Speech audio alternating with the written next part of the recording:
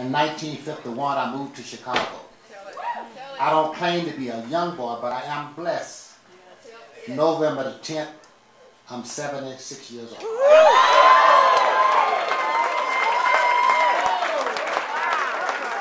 I love you, brother, but it's not about the big booty girl. It's about me letting you know who I am and where I'm coming from. I remember when I went to Chicago in 1951, Muddy Water was there, Little Walter was there, Johnny Hooker, Lightning Hop and Lightning Slim. They were at a company called VJ Records. Later on, I'll tell you a little story about this. Willie Dixon was there. In 1952, Chuck Berry and Bo Diddley came. 1953, Mom Lady and Pick Me Markham came.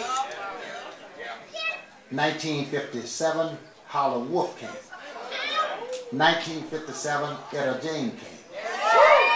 1957, June, Buddy Guy came. 1963, another lady came, Coco Taylor. I was there all the time. I remember when VJ Records in 1952 and 53, it wasn't VJ Records, it was CJ Records. This is why you have to listen, brother. Listen where I'm coming from. That was Calvin Carter and Vivian Carter who had VJ Records. It was CJ Records, Calvin and Vivian. She started dating a gentleman out of Gary, Indiana, who had a record shop, Jimmy's Record Shop. When they got married in 1952 or 53, or last, could be early 54, they changed the record from CJ Records to VJ Records. That time, John Lee Hooker was there along with Jimmy Reed.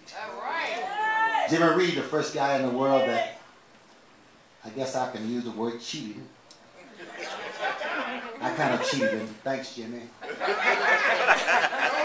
Jimmy Reed used to send me, give me $1.25 to go buy him some gin.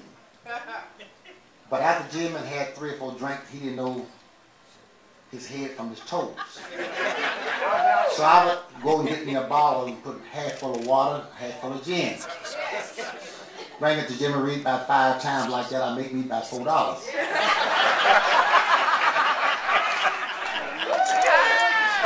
But I remember him teaching me so much. 1953, Elmore James was playing for me in 1953. How I got Elmore James to play for me, there was a lady who's in Belzoni, Mississippi. She was married to my friend who lived in Chicago named Lee Robazine. Lee Robazine came down to Mississippi and to see his wife, and his wife was a friend. Also, Mr. Lee was my friend. I call him Mr. Lee. And Elmore James said, "Wow, who is that woman there?" And I had been trying to get Elmore James to play for me, but Elmore James wanted $23 a night. I couldn't pay him. It's too much money for me at that day. So Bart Gilmore was Elmore James' first cousin. Said, I can get Elmore James to play for you. So I asked Elmore James. James said, "Well, I'll give you a break. I'll play for you for 3 days for $60. That's a pretty good deal, right? But I couldn't pay the $60. I'm making $8 a day. So I said, I don't know how I'm going to get Elmore James to play for me. So this lady walked out. Elmore James said, "Wow, who is that fine, foxy chick?" I said, "That's my friend, White." He said, "I'll do anything to talk to her." So I walked away, and antennas went up. Bing. I said, "What do you say?" He said, "I'll do anything to get to talk to her." I said, "Well, maybe I can work this out." I said, "I'd like for you to play for me, Elmore James." He said, "Well, I'll do anything for you, Bobby Rose." I said, "Tell you what." Lee Robazine had this funeral home.